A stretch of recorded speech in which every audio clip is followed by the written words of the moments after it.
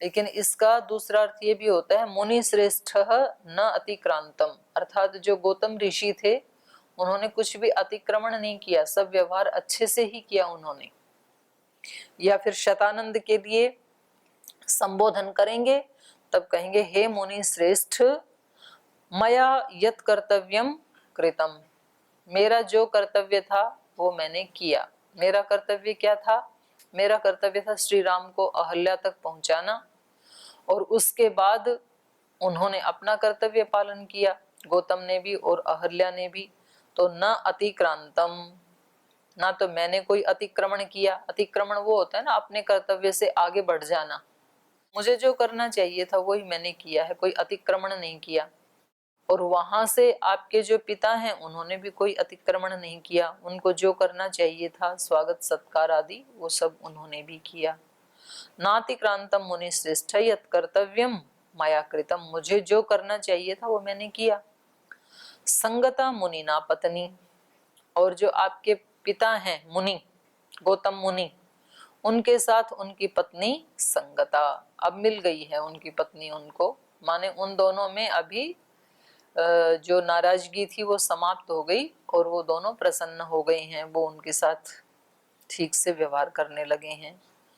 भार्गवेण इव रेणुका, वो अहल्या माता गौतम ऋषि से ऐसे ही मिल गई जैसे रेणुका भार्गव ऋषि से मिल गई थी।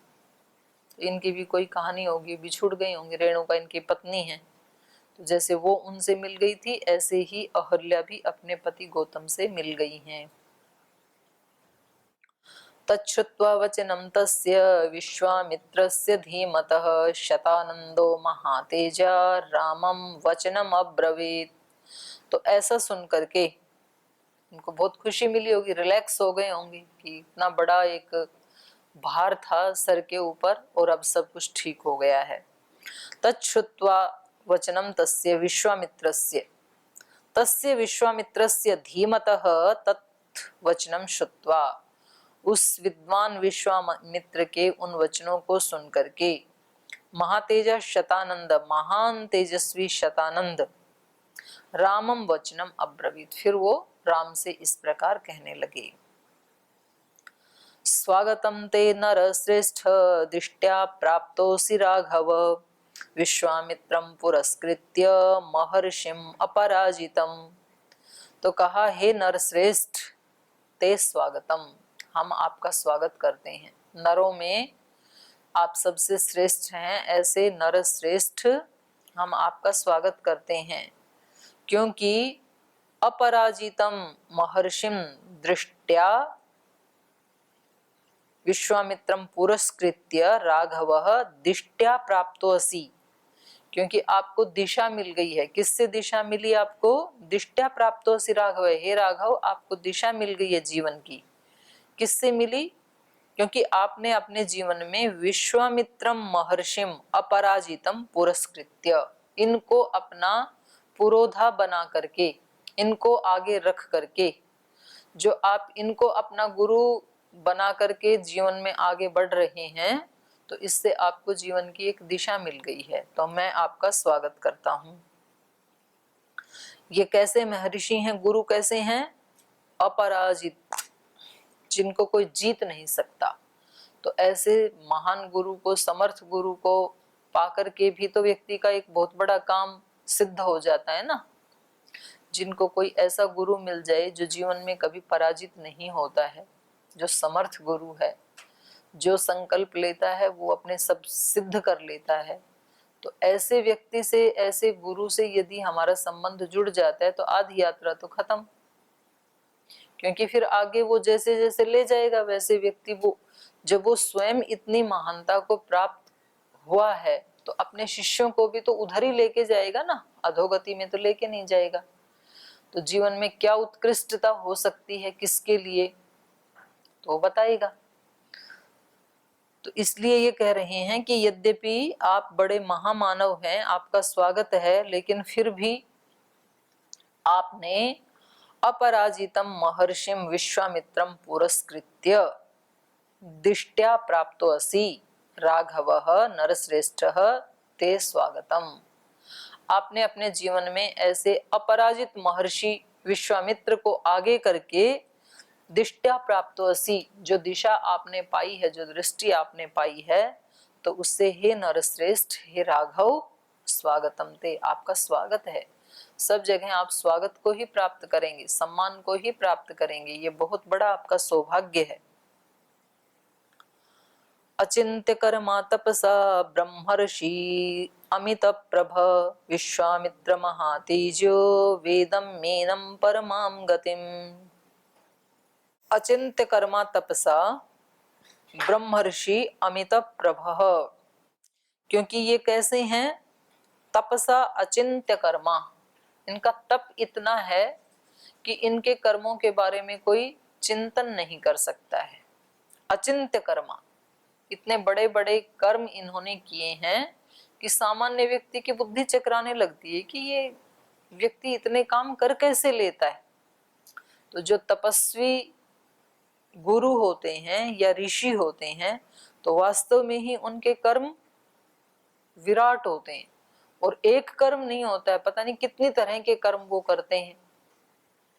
जैसे श्रद्धेय स्वामी जी महाराज ने कितने कर्म शुरू कर रखे हैं, योग की क्रांति, आयुर्वेद की क्रांति, स्वदेशी की क्रांति, शिक्षा व्यवस्था की क्रांति, चिकित्सा व्यवस्था की क्रांति, पता नहीं कितने प्रकार के कर्म खोल रखे हैं।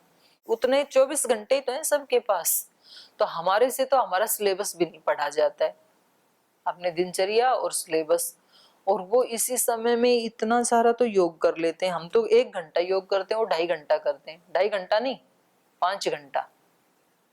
सुबह 5 बजे से लेके 10 बजे तक तो योग का ही रहता है। पहले तो 7:30 तक तो आस्था पे, फिर इंडिया टीवी पे, फिर एबीपी अस्मिता पे, और फिर आज तक के लिए रिकॉर्डिंग करते हैं। तो रोजाना 10 बजे तक तो लगातार रिकॉर्डिंग ही चलती है 5 घंटा। और 5 घंटा योग करके फिर इतने सारे काम कैसे कर लेते हैं? उसी समय में इतने लोगों से मिलना, हमें तो किसी से नहीं मिलना, रोटी खानी और अपनी दिनचर्या करनी, बस उतना ही है। उनको तो रोज नए नए कोई ना कोई तो आया ही रहता है मिलने के लिए। रोगियों से मिलना, वहां ऐसे क्रिटिकल रोगी एक दिन भी ना मिले तो फिर उनको संतुष्टि नहीं होती है, रोगियों को भी। और उसके बाद फिर इतनी बड़ी बड़ी स्ट्रेटेजी बनाना, इतने लोगों से मिलना, उनसे बातें करना, स्वदेशी का काम करना, आगे की रणनीतियां तैयार करना, तो कैसे कर सकता है व्यक्ति? तो फिर ऐसे सोचते हैं तो लगता है भाई हमारे तो समझ में नहीं आता कैसे कर लेते हैं। और एक दिन भी मिस नहीं करना, ये भी बड़ी बात है। कोई संडे नहीं है वहां पे, कोई होली दिवाली नहीं है, सब दिन काम करना है। मन में आता है ना कि आज तो मक्कारी मार लेते हैं, छुट्टी मार लेते हैं, ऐसे नहीं मारते स्वामी जी। स्वामी जी कभी अवकाश नहीं लेते हैं, रोज का वही काम। चाहे कोरोना काल चल रहा हो, आपातकाल चल रहा हो, चाहे हरिद्वार में रहते हो, चाहे देश में भ्रमण करते हो, सुबह सुबह का टाइम योग के लिए, एक दिन भी मिस नहीं करना। तो फिर ऐसे व्यक्ति को देखते हैं तो हमें लगता है इनके कर्म कैसे हैं? अचिंत्य कर्मा तपसा। तो ये शतानंद जी बता रहे हैं श्री राम को कि जो आपके गुरु हैं, पता नहीं आप इनकी महिमा को जानते हो कि नहीं, क्योंकि पास रहने पर महिमा नहीं जानते हैं। बाहर वाले तो महिमा को जानते हैं, लेकिन जो पास रहते हैं उनको महिमा का नहीं पता होता है। बोलते हैं ना, दीपक के नीचे अंधेरा होता है, सबको प्रकाश देता है वो, पर उसके नीचे अंधकार होता है। तो सबको तो पता होता है, कृष्ण की महिमा का सबको पता था, पर जो उनके सखा थे अर्जुन, उनको पता ही नहीं था। वो तो ऐसे ही उनके साथ व्यवहार करते रहते थे। तो इसलिए ये भी इस तरह से इनका वर्णन कर रहे हैं, श्री राम को बता रहे हैं कि जो ये आपके गुरु हैं ये कैसे हैं? अमित प्रभ, इनका जो तेज है वो अमित है, जिसको मापा नहीं जा सकता। इतने तेजस्वी महापुरुष हैं ये आपके गुरु, जिनके साथ आप यहाँ तक आए हैं। तो गुरु जी ने तो शिष्य की महिमा सुनाई कि ये वहां से सिद्धाश्रम से लेके और यहाँ तक इन्होंने कितने बड़े बड़े पराक्रम के कार्य किए, पर वो अपनी महिमा तो खुद नहीं बता सकते हैं। तो उनकी महिमा शतानंद जी उनके शिष्यों को बता रहे हैं कि तपसा अचिंत्य कर्मा, ये जो आपके गुरुजी हैं महर्षि विश्वामित्र हैं, इनके कर्म अचिंत्य हैं, माने कोई व्यक्ति चिंतन भी नहीं कर सकता कि इन्होंने इतने बड़े बड़े कार्य कैसे किए। और अमित प्रभः, इनकी जो प्रभा है, इनका जो तेज है वो अमित है, अतुलनीय, अनिर्वचनीय, अमापनीय ऐसा है। विश्वामित्र महातेजा, ऐसे ये महातेजस्वी विश्वामित्र हैं। वेदमेनम परमाम गतिम, एनम परमाम गतिम वेदमी, मैं जानता हूं इनकी उस परम गति को, इनकी जो योग्यताएं हैं उनको मैं जानता हूं, इनकी श्रेष्ठताओं को। परमाम गतिम मतलब इनके जीवन की जो श्रेष्ठताएं हैं उनको मैं जानता हूं, असीम है वो। नास्ति धन्यतरो राम त्वत्तोन्यो भुवि कश्चन गोप्ता कुशिक पुत्रस्ते येन तप्तम महत्तपः। हे राम, त्वत्त अन्य भुवि कश्चन धन्यतरो नास्ति, आपको छोड़ करके इस धरती के ऊपर और कोई धन्यतर नहीं है। एक तो धन्य होना, एक धन्यतर, एक धन्यतम। तो ये करें, आपसे बढ़कर के कोई दूसरा व्यक्ति धन्य नहीं है। जो आप एक ऐसे महान गुरु के साथ और इतने महान कार्य में आप निमित्त बने, इतने आपने राक्षसों को मारा, मेरी माता जी का उद्धार किया, और इतने साधु संतों से, आश्रमों में ऋषि मुनियों से आप मिले, और इतने बड़े ऋषि के साथ आप यहाँ आए हैं, आपसे धन्य और कोई नहीं है। इनके साथ रहना ही अपने आप में जीवन का बहुत बड़ा सौभाग्य है। नास्ति धन्य तरो राम, श्रद्धेय स्वामी सोमानंद जी महाराज एक बात कहते थे, मूर्खों की जय जयकार से श्रेष्ठ जनों की फटकार अच्छी। मैंने कई बार बताया है ना, आप कहीं ऐसे एरिया में चले जाएं जहां सब मूर्ख लोग रहते हैं और वो हमारी जय जयकार करने लगे, वो हमारे को महामंडलेश्वर कहने लगे, तो उनकी जय जयकार से किसी योगी के पास रह करके फटकार भी मिले तो वो अच्छी है, वो हमारे जीवन का उत्कर्ष करेगी। तो व्यक्ति को संगति किसकी करनी चाहिए? सत्संगति करनी चाहिए, सत्पुरुषों की संगति करनी चाहिए, सद्भावों की, सद्विचारों की, और सबसे बड़ा सत्य है परमात्मा, परमात्मा की संगति करनी चाहिए। ये ग्रंथ सत्य हैं, इनकी संगति करनी चाहिए। जो आज तक ऋषि मुनि हुए वो भी सत्य हैं, उनकी संगति करनी चाहिए, सत्संग करना चाहिए। तो ये इन्होंने भी सत्संग किया हुआ है, महर्षि विश्वामित्र के साथ है ना। ये तो कह रहे हैं नास्ति धन्य तरो राम त्वत्तो अन्यो भुवि कश्चन, इस धरती पे कोई आपसे ज्यादा अधिक धन्य नहीं है। क्यों? कुशिक पुत्र ते गोप्ता गोपु रक्षणे, क्योंकि कौशिक नंदन महर्षि विश्वामित्र आपके रक्षक हैं। गोपु रक्षणे, आपकी रक्षा महर्षि विश्वामित्र कर रहे हैं। इससे बड़ा सौभाग्य क्या होगा? इतने बड़े महान ऋषि जिनका तेज अमित है, जो अपराजित हैं, जिनको कोई हरा नहीं सकता, अजेय हैं जो, और ऐसे व्यक्ति आपके रक्षक बने हुए हैं, इससे बड़ी धन्यता क्या होगी? तो ये वाक्य तो आप लोगों पे भी लागू होता है। आप एक ऐसे गुरु के सानिध्य में रहते हैं जो अपराजित हैं, जो अमित प्रभ हैं, अचिंत्य कर्मा हैं, तो ऐसे व्यक्ति आपके रक्षक हैं, आपके गोप्ता हैं, तो उससे ज्यादा धन्य और कौन होगा?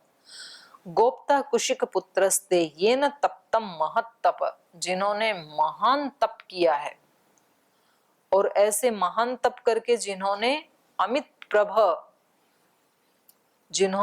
प्रभा को, अमित तेज को पाया है, और वो आपके रक्षक हैं, तो आपसे ज्यादा धन्य राम और कौन होगा? तो अब ये जो ब्रह्मचारी ने प्रश्न पूछा था ना, तो श्री राम को पता नहीं था क्या कि विश्वामित्र कितने बड़े तेजस्वी हैं, ज्ञानी हैं? तो ये क्यों बता रहे हैं? क्योंकि बताने से हमारा ध्यान उधर जाता है और फिर वैसे ही हमारे अंदर भाव पैदा होते हैं। कई बार ध्यान नहीं जाता है तो दूसरा बताता है, तब उधर ध्यान जाता है कि हम कितने बड़े सौभाग्यशाली हैं। ये सारी काउंसलिंग ही तो होती है माइंड की। एक व्यक्ति काउंसलिंग कर देता है, वो कुछ नहीं है यहाँ पर, तो व्यक्ति को लगता है फिर तो भागो, यहाँ पर कुछ भी नहीं है, तो सब बेकार ही बेकार है।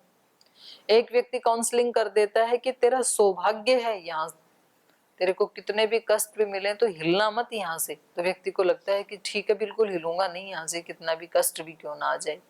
ये सब माइंड की काउंसलिंग ही होती है। तो शतानंद जी उनका ध्यान दिला रहे हैं कि आप तो बड़े धन्य हैं। अब ये तो भगवान जानता है कौन धन्य है। शिष्य के कारण गुरु धन्य हो जाते हैं कभी, और कभी गुरु के कारण शिष्य धन्य हो जाते हैं। उन्होंने लिखा ना अपने आचार्य अभयदेव ने कि उनके गुरुजी कौन थे, स्वामी श्रद्धानंद जी।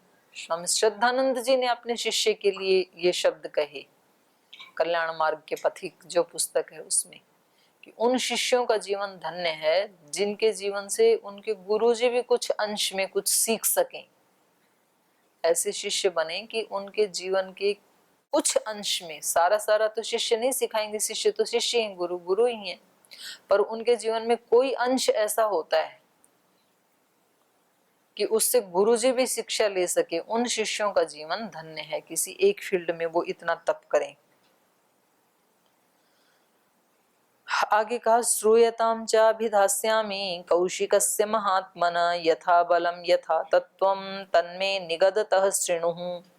इसलिए हे राम, मैं कौशिकस्य महात्मनः यथा बलम यथा तत्वम अभिधास्यामि, मैं इनके बारे में जितना मेरा बल है और जो सत्य है वो मैं आपको अभिधास्यामि, मैं वर्णन करूंगा। तन्मे निगदतः शृणु, तो इसलिए मेरे को कहते हुए को, निगदतः मुझ कहते हुए को, शृणु आप सुनिए। कौशिकस्य महात्मनः अभिधास्यामि श्रूयताम, सुनो अब मैं कौशिक जी के बारे में, इनके जीवन के बारे में आपको बताऊंगा। आपको तो पता नहीं है ना कि ये कहाँ से आए हैं, इनके इतिहास का नहीं पता ना, आप तो आज वाले उसको रूप को देख रहे हो, कैसे यहाँ तक पहुंचे हैं उसको मैं आपको बताऊंगा। यथा बलम यथा तत्वम, जितना इनका बल है, जो सत्य है, तन में निगदतः शृणु, उसको आप ध्यान देकर के सुने। राजासीदेश धर्मात्मा दीर्घ कालम मरिंदमः धर्मज्ञ कृतविद्यश्च प्रजानां च हिते रतः प्रजापतिस्सुतस्त्वासीत् कुशो नाम महापतिः कुशस्य पुत्रो बलवान् कुशनाभः सुधार्मिकः कुशनाभः सुतस्त्वासीत् गाधीरित्येव विश्रुतः गाधे पुत्रो महातेजा विश्वामित्रो महामुनिः विश्वामित्रो महातेजा पालयामास मेदिनीं बहुवर्षसहस्राणि राजा राज्यम् अकारयत् कदाचित्तो महातेजा योजयित्वा वरूथिनीम् अक्षोहिणी परिवृत्तः परिचक्राम मेदिनीम् नगराणि च राष्ट्राणि सरितश्च महागिरीन् आश्रमान् क्रमशो राजा विचरन्नाजगामः वसिष्ठस्याश्रमपदं नानापुष्पलताद्रुमं नानामृगगणाकीर्णं सिद्धचारणसेवितं देवदानवगन्धर्वैः किन्नरैरुपशोभितं प्रशान्तहरिणाकीर्णं द्विजसङ्घनिषेवितं ब्रह्मर्षिगणसङ्कीर्णं देवर्षिगणसेवितम्। तो उनके बारे में बता रहे हैं कि मैं इनके पीछे का इतिहास आपको बताता हूँ, ये यहाँ तक कैसे पहुंचे हैं वो मैं आपको सुनाता हूँ। राजा आसीत एष, ये पहले राजा थे। एष धर्मात्मा राजा आसीत, दीर्घ कालम, अरिंदम, हे अरिंदम, शत्रुओं का दमन करने वाले, एषः दीर्घ कालम धर्मात्मा राजा आसीत, दीर्घ काल तक ये धर्मात्मा राजा थे। धर्मज्ञ, धर्म को जानने वाले थे, कृत विद्यश्च, और अपने क्या कर्म करना चाहिए उसको भी जानने वाले थे, विद्वान थे ये। कृत विद्यश्च, जो अपनी कृति है, कृत है, उसको जानने वाले धर्मज्ञ थे। प्रजानाम च हिते रतः, और हमेशा अपनी प्रजा के हित में लगे रहते थे, प्रजा का हित साधन करने में ही तत्पर रहते थे, ऐसे राजा थे ये। प्रजापति सुतस्तु आसीत, और इनका कुल खानदान कैसा था वो बता रहे हैं कि पहले प्रजापति सुतस्तु आसीत कुश नामा महापति, इनके कुल खानदान में एक कुश नाम के महीपति हुए, एक राजा हुए, जो प्रजापति सुतस्तु आसीत, प्रजापति के पुत्र थे। प्रजापति भी एक उपाधि है, बहुत बड़ी उपाधि है। जैसे भगवान के लिए प्रजापति का शब्द का प्रयोग किया जाता है, तो ऐसे ही पुराणों में जैसे मनु, प्रजापति, ये उपाधियां हैं। इंद्र, ये भी उपाधि है, तो बड़ी उपाधि का नाम है। तो ये जो कुश नाम के महीपति हैं, ये क्या थे? प्रजापति सुतः आसीत, ये प्रजापति के, साक्षात प्रजापति के पुत्र थे। कुशस्य पुत्रो बलवान कुशनाभः सुधार्मिक, और फिर उस कुश के पुत्र हुए कुशनाभः। कुशस्य पुत्रो सुधार्मिकः बलवान कुशनाभः, बलवान पुत्र हुए उन कुश के, उनका नाम था कुशनाभ, और वो भी सुधार्मिक है, बहुत धार्मिक थे। एक वह धार्मिक, एक धार्मिक में भी विशेषण लगा दिया सुधार्मिक, तो कुशनाभ सुधार्मिक थे। कुशनाभ सुतस्तु आसीत गाधी इत्येव विश्रुतः, और कुशनाभ के भी सुत, उनके भी पुत्र कौन थे? गाधी। गाधी इत्येव विश्रुत है, तो ये ऐसा हमने सुना है कि कुशनाभ के भी पुत्र थे गाधी, और गाधे पुत्रो महातेजा विश्वामित्रो महामुनि, और उस गाधी के भी पुत्र ये विश्वामित्र ऋषि हैं। तो इसलिए ये कुश से इनका वंश गोत्र चला, इसलिए इनको क्या कह देते हैं? कौशिक। और कहीं कहीं इसको और क्या बोलते हैं? पिछले श्लोकों में आया था ना, कौशिक है, ये 7वें में आया। कुशिकात्मज, ये 9वें में आया। तो ये कुश के कारण ही आया है ना, कुशिकात्मज, कुश का आत्मज, कुशिकात्मज। तो उस कुश से शुरू होकर के उनका पुत्र कुशनाभ, कुशनाभ का पुत्र गाधी, गाधी का पुत्र विश्वामित्र। गाधे पुत्रो महातेजा विश्वामित्रो महामुनि, विश्वामित्रो महातेजा पालयामास मेदिनीम बहुवर्ष सहस्राणि राजा राज्यम अकारयत। तो कह रहे हैं ये जो महातेजस्वी विश्वामित्र हैं, इन्होंने मेदिनीम पालयामास, बहुत वर्षों तक पृथ्वी का पालन किया, पृथ्वी के ऊपर राज्य किया इन्होंने, चक्रवर्ती राजा रहे ये। बहुवर्ष सहस्राणि, हजारों वर्षों तक राजा राज्यम अकारयत, विश्वामित्र राजा ने राज्य किया इस पृथ्वी के ऊपर। कदाचित तो महातेजा योजयित्वा वरूथिनीम अक्षोहिणी परिवृत्तः परिचक्राम मेदिनीम।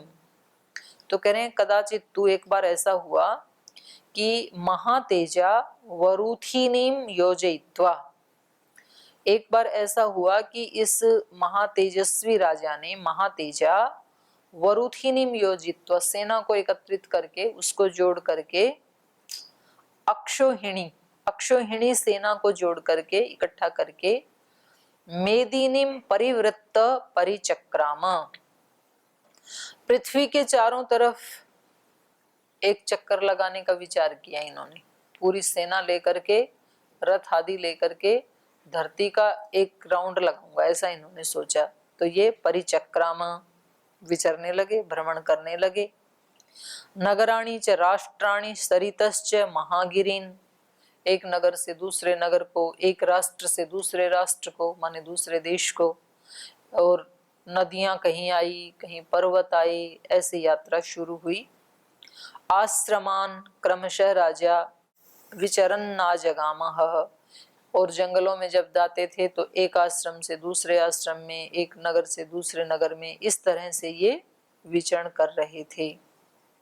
तो ऐसे विचरण करते करते ये कहाँ पहुंच गए? वशिष्ठस्य आश्रम पदम, वशिष्ठ जी के आश्रम में पहुंच गए। जो आश्रम कैसा था? नाना पुष्प लता द्रुमम, उसमें अनेक प्रकार के फूल खिले हुए थे, अनेक प्रकार की लताएं थी, अनेक प्रकार के द्रुमम वृक्ष थे। नाना मृग गण कीरणम, अनेक प्रकार के मृग माने जंगली जो जानवर हैं वो, उनका बहुत सारा समूह वहां पर था। सिद्ध चारण सेवितम, और बहुत सारे सिद्ध महात्माओं के द्वारा सेवित था वो आश्रम। तो उस आश्रम में पहुंचने के बाद क्या हुआ वो फिर कल पढ़ेंगे। आज समय हो गया, यहीं विराम देते हैं।